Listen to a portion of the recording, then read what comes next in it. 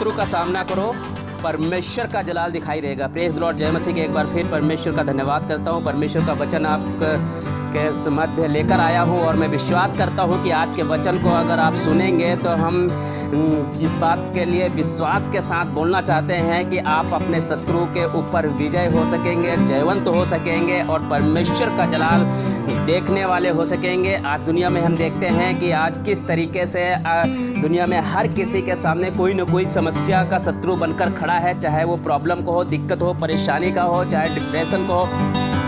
किस प्रकार की समस्याएं हैं जो आपको डिप्रेशन में डाल रही हैं, जिसका सामना हम नहीं कर पाते हैं और लोग अपने आप को ख़त्म भी कर देते हैं। बहुत सारी समस्याएं जिसके सामने लगता है कि अब मेरा इसके सामने कुछ बस नहीं चलता है, हम कुछ नहीं कर सकते हैं। लेकिन परमेश्वर का वचन मैं आपके बीच में आज लेकर आया हूं और मैं विश्वास करता हूं इस वचन को सुनोगे तो अपने डिप्रेशन से निकलने वाले हो सकोगे और उस समस्या को, उस परेशानी का सामना करने वाले हो सकोगे। परमेश्वर का धन्यवाद करता हूँ। हम आपके बीच में एक वचन आपके लिए बांटना चाहते हैं जो यहाँ पर आपको मिलेगा। पहला राजा उसका 18वां अध्याय और उसका पहला और दूसरा पद मैं आपके लिए पढ़ूंगा। यहाँ पर एलिया के विषय में लिखा हुआ है कि एलिया किस तरीके से छुप रहा है, क्योंकि यहाँ पर लिखा हुआ है कि यहाँ का एक राजा है, उसकी पत्नी जेबेल है, अहाब राजा है, उसकी पत्नी जेबेल है और ये किस तरीके से खुदा के खादिमों को, खुदा के लोगों को ढूंढ कर मार रहे हैं। और एलिया वे इतने डिप्रेशन में चला गया है, इतने संकट में चला गया है कि छुपना पड़ रहा है, कभी इस गुफा में, कभी उस गुफा में, वो कई जगह छुपना पड़ रहा है। लेकिन फिर भी परमेश्वर का वचन इसके पास आया है। परमेश्वर का वचन किस प्रकार से इसे हियाव देता है, हिम्मत देता है कि किस समस्या को, हमें समस्या से भागना नहीं है, समस्या का सामना करना है। जब आप समस्या का सामना करोगे तो परमेश्वर के जलाल को देखोगे, क्योंकि हमारा काम समस्या से भागना नहीं है बल्कि उसका डटकर सामना करना है। जैसे कि जब युद्ध होता है तो दो सेना आमने सामने होती है और डटकर वो जंग करती हैं, लेकिन उसमें एक सेना जरूर विजयी होती है, क्योंकि अगर उसके अंदर वो ताकत है, वो पावर है, वो सामर्थ्य है तो वो विजयी हो जाती है। और परमेश्वर का वचन बताता है कि मैंने तुम्हें डर की नहीं बल्कि सामर्थ्य की आत्मा दी है। सामर्थ्य इसलिए नहीं मिली है कि तुम डर कर भागो और तुम छिपो, बल्कि सामर्थ्य इसलिए मिली है कि उस सामर्थ्य का इस्तेमाल करो और उस समस्या का सामना करो। समस्या बड़ी नहीं है, हम उसे बड़ा बना लेते हैं। समस्या इतनी हैवी नहीं है जितना हम हैवी बना लेते हैं। जितना ज़्यादा हम उसके बारे में सोचते हैं उतना ज़्यादा वो हम पर हावी होती रहती है। लेकिन मैं आपके बीच में परमेश्वर का वचन लेकर आया हूँ और मैं विश्वास करता हूँ इस वचन के द्वारा परमेश्वर आपको आशीषित करेगा। और यहाँ पर मैं आपके लिए पढ़ना चाहता हूँ पहला राजा उसका 18 अध्याय और उसकी पहली और दूसरी आयत में लिखा हुआ है, बहुत दिनों के बाद तीसरे वर्ष में यहोवा का यह वचन एलिया के पास पहुँचा, जाकर अपने आप को अहाब को दिखा। किसको दिखा? अहाब से, जिससे ये डरकर भाग रहा है, जिससे ये छुप रहा है कि मैं इसके सामने पड़ूंगा तो ये मुझे हलाक कर देगा, मार देगा, ये खत्म कर देगा। क्योंकि यहाँ पे लिखा हुआ है कि ये मियाँ बीबी जो इजेबेल इसकी पत्नी थी, दोनों इतने द्रुत थे कि खुदा के लोगों को और खुदा के खादिमों को इस तरीके से ढूंढ को मरवा रहे थे। लेकिन यहाँ पर परमेश्वर कहता है कि तुझे उससे डर कर भागना नहीं है, तू उसका सामना कर। मैं तुझे जयवंत करना चाहता हूं, मैं दिखाना चाहता हूं अपना जलाल, तो सामना तो कर। परमेश्वर का जो सामर्थ्य आपको मिला है वो सामर्थ्य इस्तेमाल करने के लिए मिला है, ना कि आपको डर कर छुपना चाहिए, ना तो भागना चाहिए। आज हम क्या करें, समस्या को देखकर हम डर के भाग रहे हैं, छुप रहे हैं, इधर उधर भटक रहे हैं, हम समझ में नहीं आ रहा है हम क्या करें। और इस न समझ आने की वजह से किस तरीके से अपने आप को नुकसान करते, अपने परिवार, अपने घर का नुकसान कर देते हैं। लेकिन मैं आपको बताना चाहता हूं कि परमेश्वर का वचन हमें हियाव देता है, हिम्मत देता है, और जो उसने सामर्थ दी है वो डर की नहीं है बल्कि वो सामर्थ की आत्मा है। हमें हमारे अंदर जो सामर्थ दी है उस सामर्थ का इस्तेमाल करना। जब उस सामर्थ का इस्तेमाल करोगे, उस सामर्थ को लेकर खड़े होगे तो शत्रु भारी नहीं है, शत्रु बड़ा नहीं है, परमेश्वर बड़ा है। और परमेश्वर चाहता है कि तुम शत्रु का सामना करो और मैं अपने जलाल को दिखाऊंगा। वहां पर परमेश्वर के जलाल को देखोगे। और यहाँ पर लिखा हुआ है कि किस प्रकार से जो एलिया अभी तक डर कर भाग रहा है, आज इसने परमेश्वर के वचन को जब इसने सुना, परमेश्वर के वचन के आज्ञा के अनुसार ये गया। कहाँ गया? वो दुश्मन के सामने गया है जो दुश्मन इसे ढूंढ के मार रहे थे। हालेलुया। इतने डिप्रेशन होने के बाद भी ये शत्रु के सामने क्यों गया? क्योंकि इसे हियाव मिल गया है, परमेश्वर ने इससे बात की है। और मैं आप चाहता हूं कि जब परमेश्वर का वचन आपसे बात करे तब आप अपने शत्रु का सामना करिए, उससे डरिए नहीं, क्योंकि शत्रु बड़ा नहीं है, परमेश्वर बड़ा है। और यहाँ पर मैं बताना चाहता हूँ, जब मैं आपके लिए आगे पढ़ना चाहता हूँ, जाकर अपने आप को अहाब को दिखा और मैं भूमि पर मैं बरसा दूंगा। तो जाकर तो दिखा, जहाँ पर लिखा है कि इसी एलिया ने प्रार्थना की थी और प्रार्थना करने की वजह से 3.5 साल तक बारिश नहीं हुई थी, जिसकी वजह से अकाल पड़ा था, सूखा पड़ा हुआ था। आगे मैं पढ़ना चाहता हूँ। तब एलिया अपने आप को अहाब को दिखाने गया। उस समय सोमरोन में अकाल भारी था। आपकी जिंदगी में शायद ऐसे प्रॉब्लम का अकाल पड़ गया, ऐसी समस्याओं का अकाल पड़ गया है। इस अकाल पड़ने की वजह से शायद आप किसी ऐसे डिप्रेशन में चले गए हैं, किसी ऐसी मुसीबत में चले गए हैं जिससे निकलना आपको मुश्किल लग रहा है कि हम निकल नहीं पा रहे हैं। अब आपके सामने एक ही रास्ता बनता है कि अब हम क्या करें, हम खत्म हो जाएंगे, अपने परिवार को खत्म हो जाए कर देंगे, इससे हम निकल नहीं सकते हैं। लेकिन ये खत्म करना आपकी समस्या का हल नहीं है। हल ये है कि आप उस समस्या का सामना करो। जब समस्या का सामना करोगे तो समस्या हारेगी और आप जयवंत होंगे, क्योंकि परमेश्वर का जलाल उस जगह आपको दिखाई देगा। यही एलिया जब ये दिखाने गया, लिखा हुआ है कि ये अकेला एलिया किस तरीके से 450 नबियों पे भारी हो गया। 450 नबी जो बाल के पुजारी थे, और किस तरीके से वहां पर जब ये एलिया गया, दिखाया, वहां पर अपने आप को प्रकट किया उनके सामने, तो एलिया ने एक बात रखी कि यहाँ पर हम 2 वेदी बनाते हैं और एक वेदी पर आप अपने परमेश्वर की आराधना करो, और अगर वो है तो वो सुनकर आसमान से आग गिराकर इस वेदी को भस्म कर देगा, और मैं अपने परमेश्वर को पुकारूंगा, अगर वो है तो वो आएगा और उसकी आग आएगी और उसकी वजह से ये वेदी जलकर भस्म हो जाएगी। इससे साबित हो जाएगा कि इस संसार में इस्राएल का एक ही परमेश्वर है। और लिखा हुआ है कि उन 450 नबियों ने सारा दिन आराधना की, लेकिन ना तो कोई उत्तर आया, ना कोई जवाब आया, ना तो ही आसमान से आग गिरी की वेदी भस्म हो सकती। लेकिन वहीं पर एक एलिया किस तरीके से 450 नबियों पे भारी हो गया। यही एलिया अभी तक डरकर भाग रहा था, छुप रहा था, अपने प्राण बचाने की कोशिश कर रहा था। लेकिन यही एलिया जब परमेश्वर का वचन पाकर किस तरीके से जब वहां पर आराधना की, सिर्फ एक बार परमेश्वर को पुकारा, और परमेश्वर का वचन बताता है, अगर इसी 18वें अध्याय में पढ़ोगे तो आपको पता चल जाएगा किस तरीके से एक बार पुकारा, और एक बार के पुकारने से ही आसमान से लिखा है वेदी पे आग गिरी और वो भस्म हो गई। जहां पर एलिया को मारने के लिए लोग ढूंढ रहे थे, उसी एलिया ने किस प्रकार एक एलिया 450 नबियों पे भारी हो गया। हालेलुया।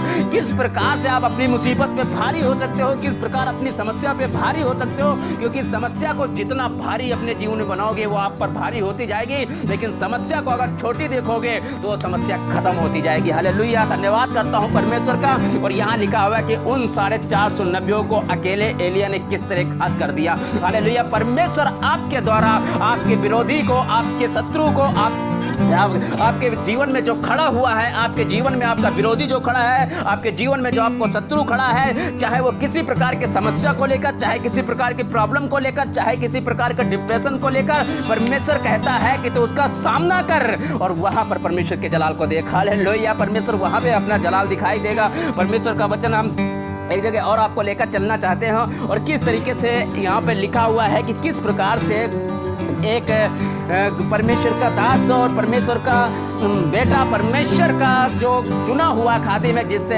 परमेश्वर कहता है इससे मेरा दिल पसंद बेटा है, इसे मैं पसंद करता हूँ, इससे मेरा दिल खुश है। और किस तरीके से उसके विषय में मैं आपके लिए पढ़ना चाहता हूँ, जो आपको मिलेगा 1 शमूएल उसका 17वां अध्याय उसकी 9 और 10 मैं आपके लिए पढ़ता हूँ। 1 शमूएल उसका 17वां अध्याय उसका 9 और 10 पढ़ता हूँ। यहाँ किस प्रकार देखिए कि यहाँ पे किस प्रकार से एक शत्रु उस ललकार रहा है और लोग किस प्रकार डर के मारे भाग रहे हैं। हालेलुया। धन्यवाद करता हूँ। यहाँ पर लिखा हुआ है, जब हम इसके 17वां अध्याय और उसकी 9 और 10 जब पढ़ते हैं, लिखा हुआ है, यदि वह मुझसे लड़कर मुझे मार सके तब तो हम तुम्हारे अधीन हो जाएंगे, परंतु यदि मैं उस पर प्रबल होकर मारूं तो तुमको हमारे अधीन होकर हमारी सेवा करनी पड़ेगी। आपका शत्रु आप पर प्रबल होकर आप अपनी सेवा करवाना चाहता है, लेकिन यहाँ पर परमेश्वर आपको सामर्थ्य देता है, कहता मैंने तुम्हें डर की नहीं सामर्थ्य आत्मा दी है, सामर्थ्य में खड़े हो और शत्रु को तुम पर नहीं, शत्रु पे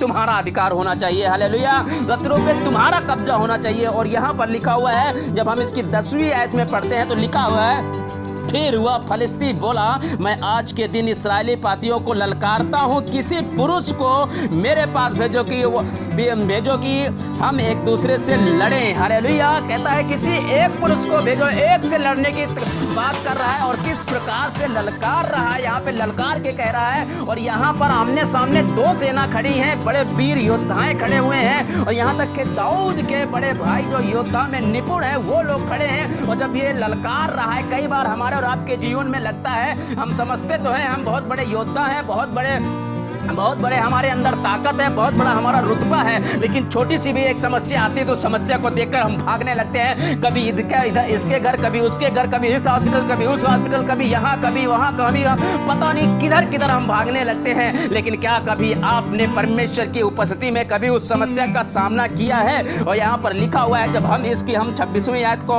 हम 23वीं आयत को पढ़ते हैं तो यहाँ पर लिखा हुआ, वह उनके साथ बातें कर ही रहा था कि फलिस्ती की पातियों में से वह वीर अर्थात गतवासी गोलियत नामक वह फलिस्ती योद्धा चढ़ आया और पहले की सी बातें करने लगा और दाऊद ने उन्हें सुना। अगर परमेश्वर के दास आप हो, परमेश्वर के सेवक हो, परमेश्वर की उपस्थिति में चलने वाले हो, परमेश्वर के अनुग्रह में चलने वाले हो, तो आपका शत्रु जब ललकारेगा तो आपका खून खौल चलना चाहिए, आप शत्रु पे प्रबल होने चाहिए। क्योंकि आप यहाँ पे दाऊद को देखिए किस तरीके से ये छोटा सा बच्चा है और किस तरीके से ये उसकी बात को सुनकर इसके अंदर से जो उत्तेजना आई है, क्या आपके अंदर वो उत्तेजना आती? आगे मैं पढ़ना चाहता हूँ। यहाँ पे 24वीं आयत में लिखा है, उस पुरुष को देखकर सब इस्राएली अत्यंत भय खाकर उसके सामने से भागे। हालेलुया। कितनी बार अपनी समस्याओं से भाग रहे हैं, कितनी बार अपनी प्रॉब्लमों से भाग रहे हैं, कितनी बार अपने डिप्रेशन से भाग रहे हैं, कितनी बार अपने हर एक मुसीबत, अपनी बीमारियों, बहुत तकलीफों से कितनी बार हम भाग रहे हैं, सिर्फ भाग रहे हैं, हम सामना नहीं कर रहे हैं। खुदा के लोगों में बताना चाहता हूँ, अपनी उस समस्या का सामना करो, चाहे वो समस्या कितनी विकराल क्यों हो ना क्यों है, चाहे वो डिप्रेशन ही क्यों ना हो, आप उसका सामना करो, आप जयवंत होगे, क्योंकि परमेश्वर आपको जयवंत करना चाहता है। खुदा के लोगों, इस वचन को ध्यान से सुनिए, पढ़िए, समझिए और परमेश्वर की सामत में होकर खड़े हो जाइए और अपने शत्रु का सामना करिए। शत्रु का जलाल खत्म हो जाएगा और परमेश्वर का जलाल दिखाई देगा। और किस तरीके से शत्रु जब ये डर के भाग रहे हैं, एक अच्छे योद्धा हैं, लंबे चौड़े योद्धा हैं, और किस प्रकार से ये जब एक इंसान ललकार रहा है और कि एक मुसीबत इन्हें ललकार रही है, परेशानी ललकार रही है, डर के मारे भाग रहे हैं। लेकिन यहाँ पे लिखा है कि दाऊद क्या कहने लगा, दाऊद की बात को सुनिएगा। 26 हम आयत जब आपके लिए पढ़ते हैं तो यहाँ पे लिखा हुआ है, दाऊद क्या कहे, तब दाऊद ने उन पुरुषों से जो उसके पास आसपास खड़े थे पूछा, जो उस फलिस्ती को मार के इस्राएलियों की नामधराई को दूर करेगा उसके लिए क्या किया जाएगा? वह खतना रहित फलिस्ती क्या है कि जीवित परमेश्वर की सेना को ललकारे। हालेलुया। क्योंकि दाऊद को पता है, दाऊद को मालूम है, क्योंकि दाऊद को ये मालूम है कि जो ये सेना खड़ी है, जो इस्राएली सेना है, ये इस्राएली सेना कोई और नहीं है, परमेश्वर की सेना है, परमेश्वर के लोग हैं। क्योंकि परमेश्वर का वचन बताता है कि जो तुम्हें छूता है वो मेरी आंख की पुतली को छूता है। हालेलुया। जो तुम्हें छूता है, परमेश्वर आपसे इतनी मोहब्बत करता है, आपका शत्रु आपको टच भी नहीं कर सकता। अगर टच कर रहा है तो वो परमेश्वर को टच कर रहा है, अगर आपको ललकार रहा है तो वो परमेश्वर को ललकार रहा है। हमें खड़े होना है, हिया दिखाना है, हिम्मत दिखाना है, उसका सामना करना है। युद्ध तो यहोवा का है। हालेलुया।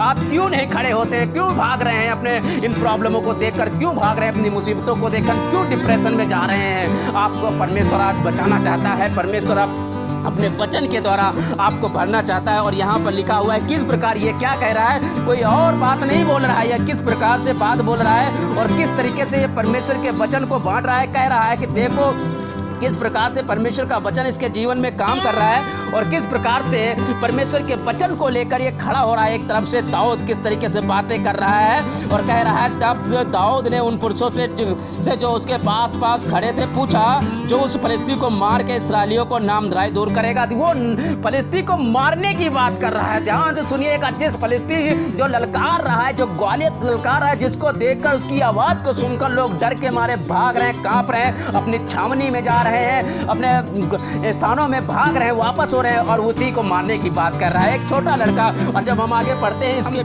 47 तक पढ़ते हैं, तो मैं आपके लिए पढ़ना चाहता हूँ। यहाँ पे लिखा हुआ है, तब फलिस्ती ने दाऊद से कहा, क्या मैं कुत्ता हूँ कि तू लाठी लेकर मेरे पास आता है? तब फलिस्ती अपने देवताओं के नाम लेकर दाऊद को कोसने लगा।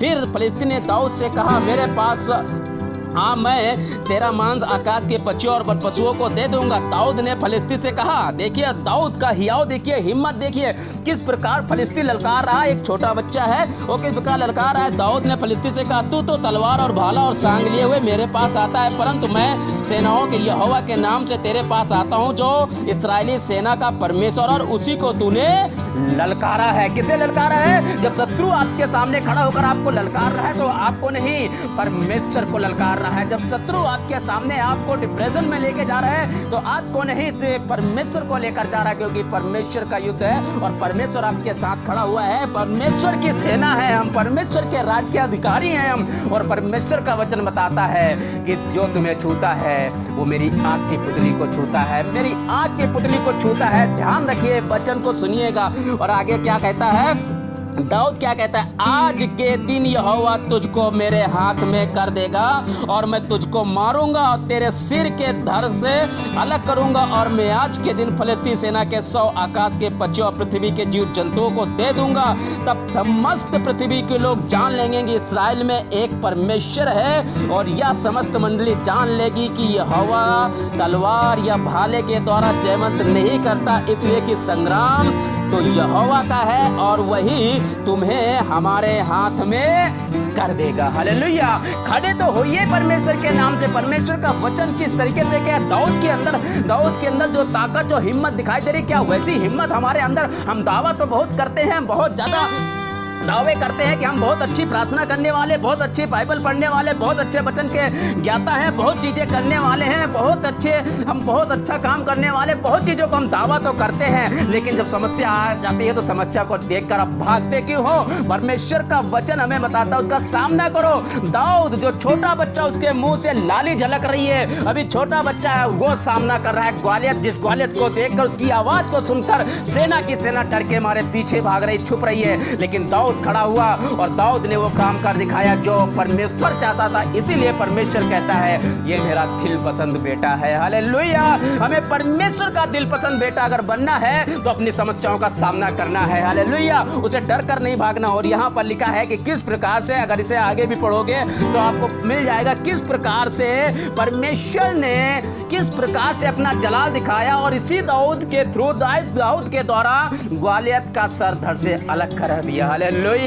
और यही जो दाऊद को बोला जा रहा था कि तेरे बॉडी को आकाश के पक्षी खाएंगे, और वही बॉडी जो गोलियत की थी, जो गोलियत के बॉडी को आकाश के पक्षियों को दे दिया दाऊद ने, और उसके सर को काटकर, उसके पास तलवार भी नहीं थी। आपके पास जो हथियार है वो सबसे ताकतवर हथियार है, वो परमेश्वर की सामर्थ है, सब परमेश्वर का वचन है। उसे लेकर खड़े हो जाओ, क्योंकि परमेश्वर ने तुम्हें डर की नहीं, सामर्थ की आत्मा दी है। अगर आप अपने परमेश्वर के वचन को सुनते हो तो डटकर खड़े हो जाइए, अपनी मुसीबत का सामना करें, चाहे वो मुसीबत किसी की ही भारी क्यों ना हो, कितनी ही बड़ी समस्या क्यों ना हो। अगर हम एक जगह और पढ़ते हैं, जो निर्गमन की किताब उसका 14 अध्याय और वहाँ पे 10 से 16 आप पढ़िएगा, वहाँ पे लिखा है किस प्रकार इस्राएली इतने बड़े डिप्रेशन में चले गए हैं, इतनी बड़ी समस्या में चले गए हैं, और किस प्रकार से, क्योंकि पीछे फिरौन की सेना है, आगे लाल समुद्र है, अब उन्हें समझ में नहीं आ रहा, वो चिल्लाने लगे हैं, किस प्रकार से कुड़कुड़ाने लगे हैं। लेकिन मूसा वहीं पे खड़ा और कहता है मत डरो, चुपचाप खड़े रहो और यहोवा के जलाल का हाथ देखो, यहोवा के जलाल का काम देखो। और वो लोगों के सामने ही परमेश्वर अपने जलाल को दिखाया और लाल समुद्र दो भाग हो गया। हालेलुया। वो आपकी मुसीबत को दो भाग कर देगा, आपकी परेशानी को दो भाग कर देगा, आपके डिप्रेशन को दो भाग कर देगा। आप खड़े होकर तो देखिए, आप उसका सामना तो करिए। आपका शत्रु कितना ही बड़ा ताकतवर क्यों ना हो, लेकिन उससे बड़ा हमारा परमेश्वर ताकतवर है। आपको पता है यीशु मसीह ने किस प्रकार से शत्रु का सामना किया, और लिखा हुआ है बाइबल में, जब वो पानी का बपतिस्मा लेकर बाहर निकला, जंगल में गया, शत्रु का सामना हुआ, और किस प्रकार उसने शत्रु का सामना किया। और जब सामना किया तो लिखा शत्रु उसके पास से भाग गया, और किस प्रकार से फिर परमेश्वर ने अपने सामर्थ के द्वारा यीशु मसीह को इस्तेमाल किया, और किस प्रकार फिर उसके जीवन से आश्चर्यक्रम शुरू हुए। हालेलुया। आपके जीवन में परमेश्वर बड़े बड़े काम करना चाहता है, आपके शत्रु को हराना चाहता है। क्या आप तैयार हैं शत्रु का सामना करने के लिए? बहुत चीजों को तो आप सामना करते हैं, बहुत चीजों में तो आप चाहे डिप्रेशन में पड़े हो, हो गया, लेकिन मैं मैं परमेश्वर का धन्यवाद करता हूँ और मैं चाहता हूँ आज से अपने जीवन में ठान लीजिए कि मैं अपने शत्रु से डरूंगा नहीं, चाहे वो समस्या को हो, चाहे प्रॉब्लम को हो, चाहे बीमारी को हो, चाहे गरीबी को हो, चाहे किसी प्रकार का डिप्रेशन का क्यों ना हो, मैं उसका सामना करूंगा। परमेश्वर आपको उठाकर खड़ा नहीं करेगा, बल्कि अपने जलाल के द्वारा आपके शत्रु को धराशाही कर देगा। प्रभु का धन्यवाद करता हूँ और इस वचन के द्वारा परमेश्वर आपको आशीष दे। आइए हम छोटी सी दुआ करते हैं। Thank you Jesus. प्रभु तेरा धन्यवाद करते हैं कि तेरे वचन ने हमसे बातचीत की। हमें नहीं मालूम कि दुनिया में कितने लोग किन समस्याओं का सामना कर रहे हैं, कि कौन सा शत्रु उनके सामने खड़ा हुआ ललकार रहा है और उस शत्रु की ललकार की वजह से किस प्रकार के डिप्रेशन में चले गए हैं। प्रभु मैं तेरा धन्यवाद करता हूँ और चाहता हूँ कि आज किसी प्रकार की ऐसी समस्याओं से जूझ रहे हैं तो प्रभु यीशु मसीह के नाम में उनकी समस्याओं को, उनके डिप्रेशन को, शत्रु के हर एक ललकार को खुदावन यीशु के नाम में हुक्म देता हूँ उनके जीवन से दूर हो जाए। प्रभु तो उन्हें और हिम्मत दे परमेश्वर, अपने लोगों को हिम्मत दे परमेश्वर, ताकि वो तेरे वचन को लेकर, तेरी सामर्थ को लेकर अपने खुदा उस शत्रु के सामने खड़े हो जाएं और उसका सामना करें। हमें मालूम है कि तूने कहा है कि अहाब का सामना करो तब मैं भूमि पर जल बरसाऊंगा। तब परमेश्वर की सामर्थ दिखाई देगी, परमेश्वर का जलाल दिखाई देगा, परमेश्वर की बरकतें दिखाई देंगी, परमेश्वर की आशीषें दिखाई देंगी। प्रभु तेरा धन्यवाद करता हूँ कि इन सब की मदद कर और सहायता कर। खुदावन तेरे हाथों में सौंपते हैं। धन्यवाद करता हूँ। इस प्रार्थना को खुदावन यीशु मसीह के नाम में मांगता हूँ, आमीन। खुदा आपको आशीष दे। God bless you.